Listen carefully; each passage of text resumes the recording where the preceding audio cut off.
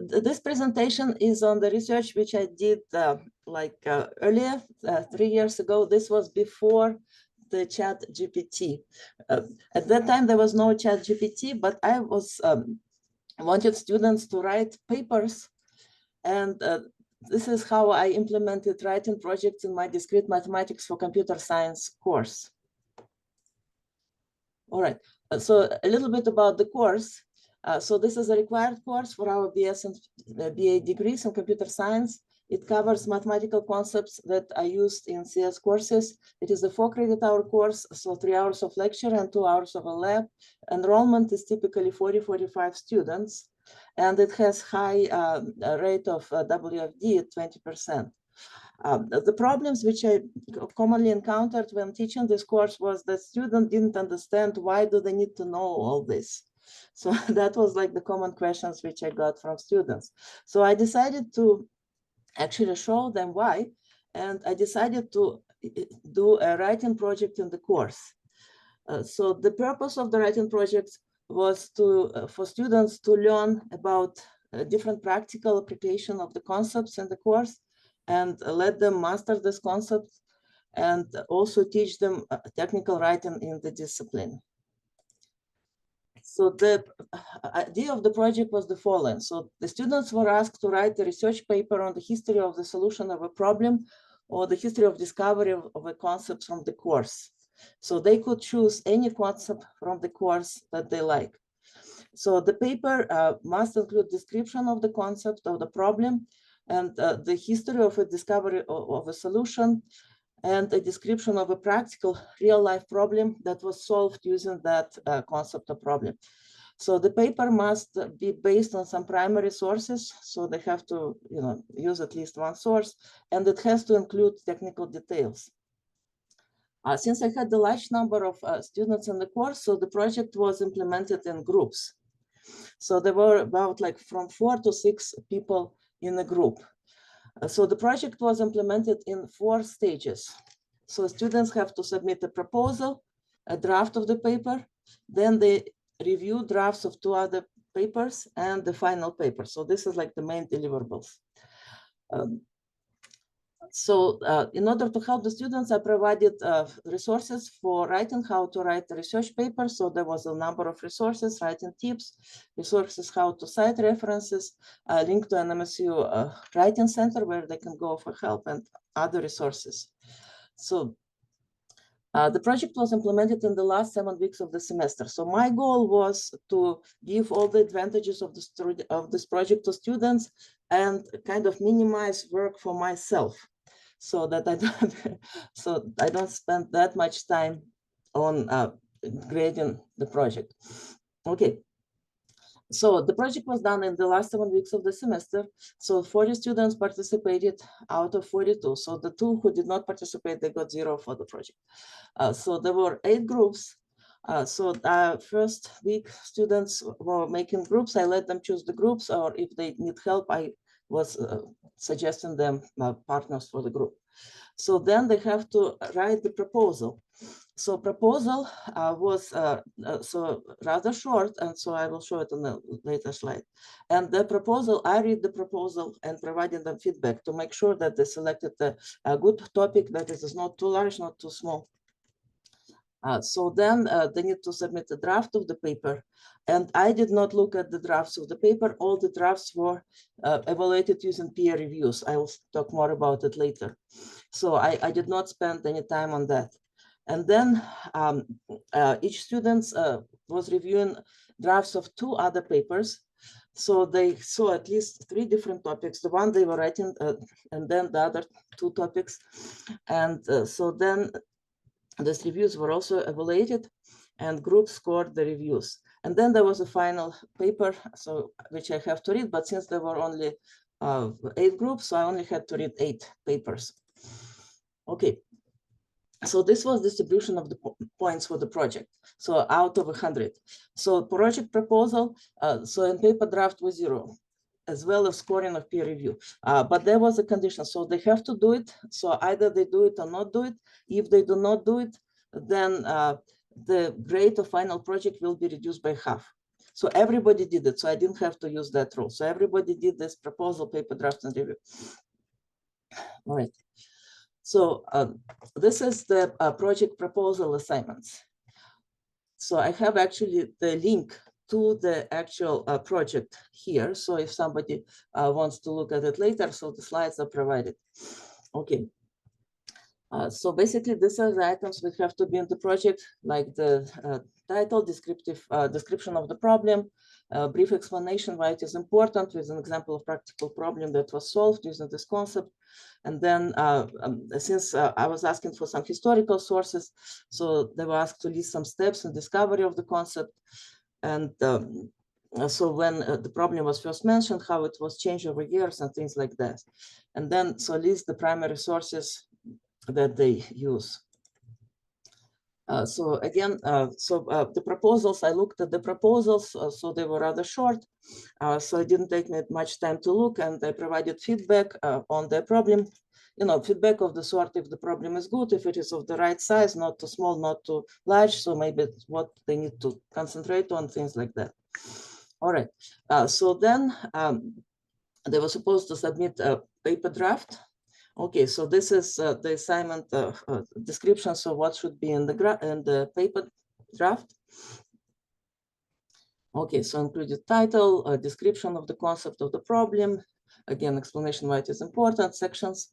So the draft was like more extensive than the proposal. And then the drafts, as I already mentioned earlier, I was not reading the drafts. So the drafts were evaluated using peer reviews. So each student was asked to review 2 papers. So I was assigning reviews who would review what by myself, because I wanted to make sure that students see 3 different topics, so that the papers they review are not on the same topics on which they write their project. Because there were some groups, they were writing on pretty much the same topics. So I didn't want them to get ideas from each other. So I wanted them to review papers on different topics. And so that particular step took a lot of time from me, because I had too much to make sure that everybody got the desired papers, what they need to. Right. Okay, after that, so the students were reviewing the papers. And for paper review, so I provided a specific rubric for review. Okay, so this is, so it shows here. All right, so like how it was done. So for each of the 2 papers, so they will, okay, so peer review rubric is actually here. Well, anyway, so I had them the rubric, and this is the review, how the reviews were evaluated. So what happens? So I had 8 groups, so there was 8 papers. So each paper got about like 9 reviews, because every students were reviewing 2 papers based on the number of students divided by number of papers. So each group got about like 9 different reviews of their papers. So from different people. And I think that was good, because they could get, a lot of comments on their papers, and they could rate the reviews. Seeing that many reviews, they can distinguish which review was better, which review was, less informative, more helpful, less helpful, thing like that. And so they were able to score each of the reviews. And so the students who did the reviews, so they got feedback. So out of 20 points, so 5 points for submitting a review, and 5 points the feedback from the group. So how helpful the review was. All right, so after getting these reviews, yeah, so then, so the groups are supposed to implement the suggestions in the reviews, right? And this is actually, I see here, so that is the rubric for peer review, which were used. So the questions which they were supposed to ask, and some comments, how they're supposed to write the reviews. So I provided all of this to the students. All right, okay. And so this is actually the rubric which was used for peer reviews. So for each of the components of the paper draft, right? So they were supposed to rate it on a scale of 1, 2, 3 and explain the ratings. Okay. All right. Okay. And this was the scoring for peer reviews. So out of 5 points. So the rubrics are provided. So if everybody, any of you want to see them, use them, so you feel free to do so. All right. And then after the review, so they were supposed to submit their final papers. Okay, so this is the components of the final papers that they were supposed to have. And so I also provided the rubric. So one of the component of the whole project was that they were working in groups. And as you know, some people do not like working in groups because some people may be working a lot and some people in the group may be working a little. So I use the group member contribution evaluation form. So each student were asked to evaluate the group members. I actually did this in 2 semesters. In the first semester, I just asked them, a student to evaluate their group members, and they got feedback from several students saying that, oh, after they got the feedback from other group members, they said that, oh, we didn't know it's supposed to be like this. Well, I didn't know what I'm supposed to do. So I figured out I have to do this group member evaluation twice. So the second time I used this in my course, I actually did it twice. First time it was like practice group member contribution evaluation form. So it was not included as part of the grades. Everybody had to submit it. And then I distribute, it was anonymous. So I would distribute it to all students so that they can get feedback from the group members and they can maybe change their behavior to better contribute to the project. And then at the end of the project, I had it again. So that was the final, which was part of the final grade. Okay. All right. And overall, the project was a success. So these are some of the student reactions to the project. So on the final exam, I asked them if I can use their project as a sample paper on other courses. Everybody said yes. So I assume they were all happy with the papers, right? And I had an anonymous survey with the following questions. So 38 students participated in the survey, and this is some of their answers. Okay, did the writing project help you learn in the course? Okay, 82% said yes. Okay, 18% said no. So this is some of the quotes of the students. So you can look at those. Again, so I just want to emphasize again, so the whole project, purpose of the project is for students to see practical application of discrete math, to better learn the concepts and to learn technical writing in the discipline. And one of my goals, personal, was not to spend too much time on grading those papers. And so it was a success on all these items. Okay, so another question was, so would you recommend having writing projects in future offering of the course? So 74% said yes. And so there's a like 50-50, 2 people said 50-50, 8 people said no. All right, so there are comments here. Those people who said no, they said that they would prefer to have programming labs. The reason for that is that I allocate time for them to work on the project during the lab. So normally at other labs, they would work on programs on discrete mathematical concepts. So when they do the projects, they worked on the project. So some people were not happy about that and thinking that labs would be a better use of their time. Yeah, but overall, so I would say everybody liked it. Okay. And so these are some answers to the question. So what advantages of having the writing project in the course you see? Right. So you can read these quotes, right? So I think these are all good. So the project helps students to connect topics in discrete math to real world problems and examples. By doing so, topics can become easier to learn and apply. Right, so I was able to go in depth and learn the specific subjects, give students practice on writing research papers. So these are all of the goals which I wanted them to achieve. So I'm very happy with this feedback. So you can read the rest of the quotes on your own. Okay.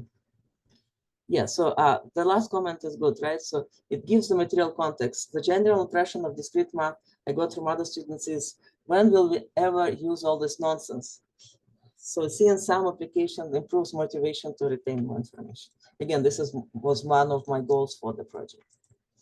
Okay, so this is what parts of the writing project were most helpful and why. So I see that I'm actually approaching the end of my time. The slides are available. I posted them on the conference webpage, so you're very welcome to look at the slides. I have the links to all the materials, and also you're very welcome to contact me.